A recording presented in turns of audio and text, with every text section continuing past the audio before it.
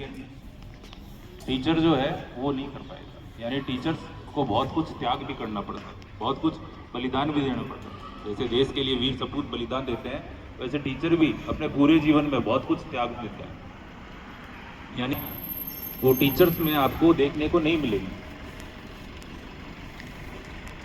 क्योंकि हमारे आसपास अगर कोई एग्जाम्पल दिया जाता है ना, तो वो केवल अध्यापक का ही दिया जाता है, टीचर्स का ही दिया जाता है कि देखो वो टीचर ऐसा है और उन्होंने पूरे जीवन भर में क्या क्या दिया है लोगों को। इन दिनों में न्यूज़पेपर में भी मैंने देखा है कि जब टीचर कोई रिटायर हो रहे हैं, अपने पूरे 60 साल यानी 60 साल पूरा कर रहे हैं, और 60 साल को पूरा करने के बाद में जो पहले के बच्चे होते हैं वो उनको विदा करते हैं,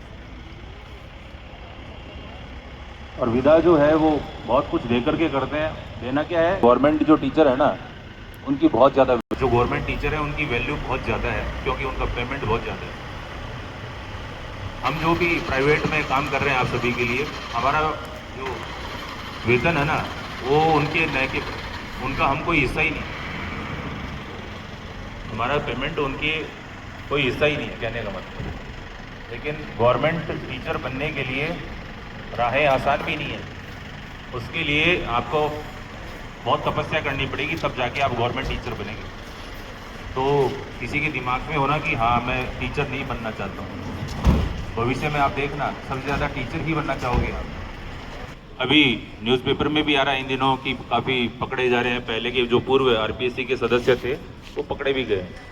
तो टीचर्स की वैकेंसी इतनी आसानी से होती भी नहीं है, अगर होती है तो उसके लिए एक सीट के लिए हजारों होते हैं।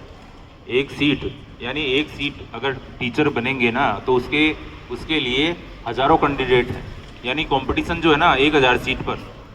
हम आज टीचर्स डे सेलिब्रेट कर रहे हैं, तो आपको कुछ सीखे नहीं सीखे, पढ़ाई तो आप सीख ही रहे हैं, लेकिन आप अपने आप में एक डिसिप्लिन बने